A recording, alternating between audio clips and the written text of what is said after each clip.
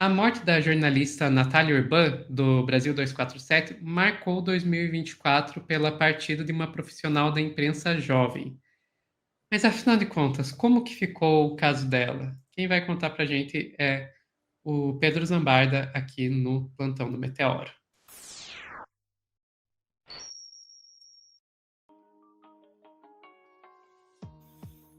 Vamos lá, Pedro, mais uma pauta difícil de tocar. Essa é difícil porque envolve uma pessoa que era próxima, que deu entrevista aqui, inclusive no Meteoro.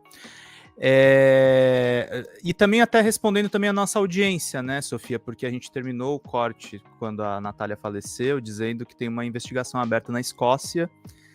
E eu sinto decepcionar vocês, ainda não temos a conclusão dessa investigação. Ninguém sabe se foi... Tem duas hipóteses dela ter tirado a própria vida mesmo ou do suicídio, do feminicídio. Aparentemente, isso ainda não está encaminhado e a família está cobrando isso. Mas o fato, Sofia, que eu lembrei da Natália, porque o nome Natália é referência a Natal. O aniversário dela era no dia 25. E a Sarah Góes escreveu um texto que eu vou tentar não me emocionar e não passar vergonha, mas eu acho que é importante porque a Sarah conviveu muito próximo da Natália Urbã. E ela conta um pouco sobre as aspirações da Natália e sobre esse dia do aniversário. Feliz aniversário, Natália, diz a coluna da Sarah Góes lá no 247, só para vocês verem aqui, é a coluna da Sarah. O sofrimento que nos consome pode ser paralisante, mas eu queria que você soubesse que você será lembrada com carinho e gratidão pela sua amizade e pela sua luta. Antes de ler esse texto só, Sofia, eu queria lembrar uma coisa que eu falei para Ana. Às vezes a gente fala bastante sobre grandes personalidades que deixam o mundo aos 90 anos, 80 anos, mas tem muita gente que é excelente jornalista e é o caso da Natália, assim, ela deixou a gente muito cedo. É 36 anos só, cara. Tinha muita coisa que ela podia fazer ainda, pelo jornalismo anti-imperialista, pelo jornalismo claramente posicionado à esquerda. E é uma pena mesmo que isso tenha acontecido. Mas a Sarah fez uma crônica, inclusive, falando sobre a relação que ela tinha com a Natália. E ela escreve aqui, né? E aí, mulher? Ontem à noite eu coloquei o Luiz pra dormir, pé da vida com você sabe quem?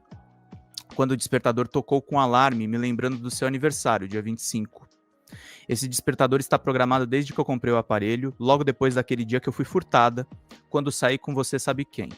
Você tinha me dito que estava acostumada com ninguém lembrar do seu aniversário, e eu brinquei que não ia deixar você se acostumar com a falta de chamego, de jeito maneira. Já passei tantas noites pensando na nossa última conversa, matutando sobre como omitir informações, com medo do impacto que elas teriam sobre você e seus planos. Uma vez eu te disse que o primeiro sinal que não estamos bem é a excessiva importância que nós damos para nós mesmos. Pois eu fiquei noites e noites pensando se eu tivesse sido completamente sincera contigo, se teria mudado alguma coisa. Lembra quando eu comprei um vinho para comemorar o teu aniversário com os últimos 15 reais da minha conta? O vinho estava estragado, avinagrado, sei lá. Aí eu troquei no mercado e veio estragado de novo, voltei lá, troquei, estragado de novo, mas a gasolina do meu carro estava na reserva da reserva e eu acabei ficando sem o vinho. Mas foi legal não te deixar sozinha com você sabe quem naquele dia. Eu que sempre gostei de ficar só, agora me pego com um mini você sabe quem grudado em mim, mordendo meu queixo com aqueles dois dentinhos afiados. Se você visse o sorriso dele com os dois dentinhos ia ficar louca, é muito bom ser mãe do Luiz. Eu omiti as dificuldades, que são enormes e que às vezes me engolem. Omiti que o estresse fez voltar a psoríase, os hematomas, que está tudo muito caro. Mas quando eu te disse que valia a pena, não estava exagerando. Ia valer a pena, Natália, eu te juro. Mas me sinto mal por estar me sentindo tão mal, por ter me envolvido tanto contigo, mesmo quando não te enxerguei depois daquele telefonema. Aí eu penso que depois você omitiu algo de mim, e se a gente tivesse sido completamente honesta naquele dia? Será que você teria me ajudado? Será que você estaria aqui? Mas olha, não vou ficar aqui me torturando com esse e por que não. A vida foi do jeito que foi, a vida é assim, eu te entendo, naquela parte que eu sufoco, mas eu queria que você soubesse que você será lembrada com carinho, com gratidão pela sua amizade e pela sua luta. Eu tenho tanta fofoca para te contar sobre você sabe quem. Lembra daquele povo? Tá bem pior. Pois deixa eu contar outra. Eu achei a senha daquele perfil falso que eu criei para esculhambar quem te ofendia no Twitter. Passei uns bons tempos rindo da senha. Forrozão Tropicália, volume 7. Mas o que eu queria mesmo é te contar que o Luiz conheceu o Papai Noel. O Luiz é o filho da Sara, tá, gente? No shopping no final de semana. Pensa num cara blasé. É o Papai Noel. Ele estava estático no sofazinho vermelho, como uma ruma de um ventilador apontado para ele com cara de cu. Uma família saiu de lá super constrangida com o jeito seco dele. Foi visível a indiferença dele com aquelas crianças, menina. Chegou a ser constrangedor para quem estava na fila, ainda mais para a mãe e a avó dos Bruguelinhas. Fiquei pensando que agora que eu sou mãe, eu preciso dominar a arte da socialização com estranhos. Ontem eu era a criança que preferia não sair de casa para não ter que cumprimentar os adultos. Hoje eu sou a mãe que precisa quebrar o gelo com Papai Noel blasé e ocupar os espaços de silêncio. Quando eu me aproximei, fui logo dando boa tarde, mas o caba nem olhou para minha cara. Eu tentando conter a alegria do Luiz, que puxava a barba do Papai Noel, dava pulinhos e gritava, e o tempo não passava, e o silêncio se aprofundava, e o Papai Noel parecia uma parte da decoração. Tu lembra daquele cara que eu namorei antes de entrar no DCM? Ele já foi Papai Noel num shopping de Curitiba. Guarda essa informação. Luiz sorria tanto, mas tanto, que o cara foi obrigado a olhar para ele e soltar um "que guri lindo". Foi o máximo de simpatia que ele conseguiu expressar e ainda foi muito. O cara sulista, vestido de Papai Noel, em um shopping da periferia de Fortaleza, no Ceará, na época mais quente do ano. Parecia que a gente estava naquele sofá desde janeiro, num vácuo sem fim, e lá estava eu com o Luiz, dividida entre ser a criança que não fala com estranhos e a mãe que tenta lidar com o Papai Noel no shopping, que parece tudo menos mágico. Menina, eu fiquei tão sem papo que do nada soltei. Eu já namorei um Papai Noel do Paraná. Ele olhou pra mim sem entender nada. Natália, que vergonha. Eu queria sumir. E o pior, eu alimentei essa autoestima de um homem. Eu consigo ouvir a tua risada, acredita? E logo depois da risada, uma história muito pior pra eu me sentir melhor. Eu tava contando ao Cais que na hora que eu peguei o celular pra te mostrar a foto do Luiz, ele disse que às vezes faz isso também. Às vezes eu penso em te mandar uma mensagem no WhatsApp. Fala com o Brian, mulher. O Brian do Brasil Wire. Ele precisa falar contigo. Meu cérebro dá uns tilt quando eu penso em ti e nessas besteiras que passam na minha cabeça. Aí eu vou fazer alguma coisa para não pensar mais. A gente sempre trabalhou tanto com coisas tão sérias, mas parece que a gente ainda continua criança. Eu sempre desconfortável entre estranhos e você querendo um pouco de chamego no aniversário, porque Papai Noel, aquele babaca, roubou a sua data. E aí a gente cresce, mas ainda sente falta de ser lembrada, de ser abraçada, de ter esse carinho tão simples, mas tão necessário, entre o ICs, contas e fraldas sujas, e cartas sem sentido. A gente te ama para sempre. Feliz aniversário, Natália. Ela escreveu essa carta porque a Natália queria ser mãe, Sofia. Então, para quem não tá entendendo muito o que tá rolando aí, a Sara e a Natália Urbano eram muito amigas.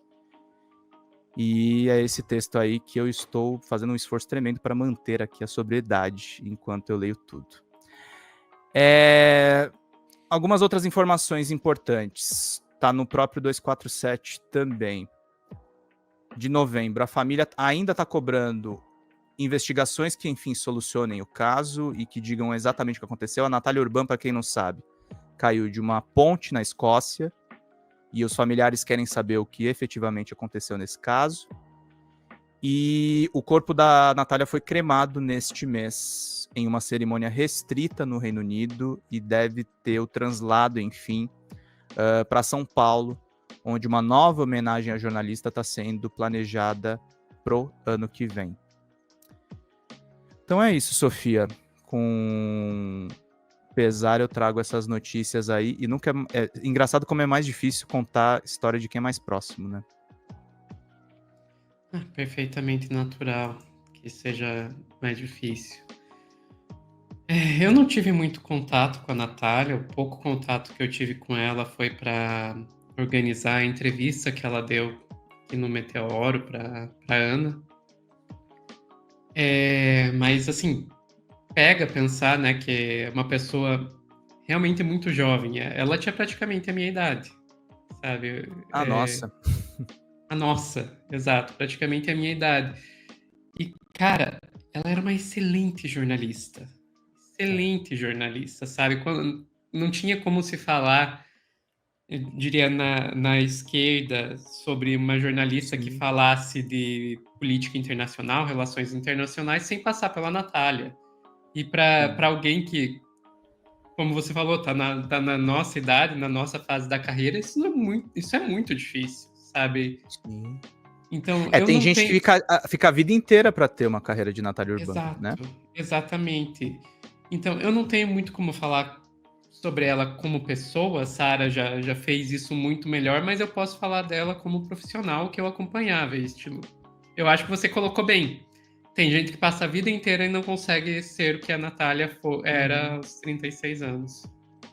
E eu acho que também as bandeiras que ela defendia, isso é uma coisa para as pessoas pensarem, né? Ela era uma imigrante feminista, anticapitalista, num estado hiper vigiado, né? Que é parte do Reino Unido, que tinha a luta da própria independência da Escócia, que tinha posicionamentos bastante contundentes a respeito de Gaza, a respeito da Palestina, a respeito da própria guerra também, Ucrânia e Rússia. Então ela era muito corajosa mesmo. É um convite, na verdade. Outro corte me emocionei mais, mas esse eu queria ser bem direto, acho que na mensagem, Sofia. Eu acho que é importante a gente lembrar quem é a Natália e lembrar dos nossos, assim, sabe? De lembrar de uma nova geração de jornalistas que está aí e que tem muita gente legal, muita gente competente, e que não tem também uma coisa, eu acho que a gente tem que pensar bem aquela coisa, né? Quando você fala em carreira no jornalismo, é sempre legal você ser o isentão, o cara que não se posiciona, o cara que não é nem esquerda nem direita, mas eu queria deixar esse recado que dá para você se posicionar claramente à esquerda e fazer uma carreira que dá inveja em muita gente. Com certeza, você não vai receber as melhores ofertas de emprego, mas, É, vai ficar que nem eu, né? Pulando em live. A Natália também pulava muito em live. sem dúvidas aí é algo realmente a se admirar. Eu diria mais que a questão anti-imperialista, né? Eu acho que poucas pessoas, poucos jornalistas entendiam tão bem e falavam também sobre o que é o imperialismo do que a Natália. É.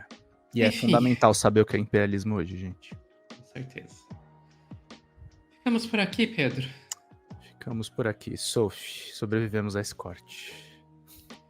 Pessoal que está assistindo ao vivo, não sai daí que logo, logo nós voltamos com mais Plantando Meteoro.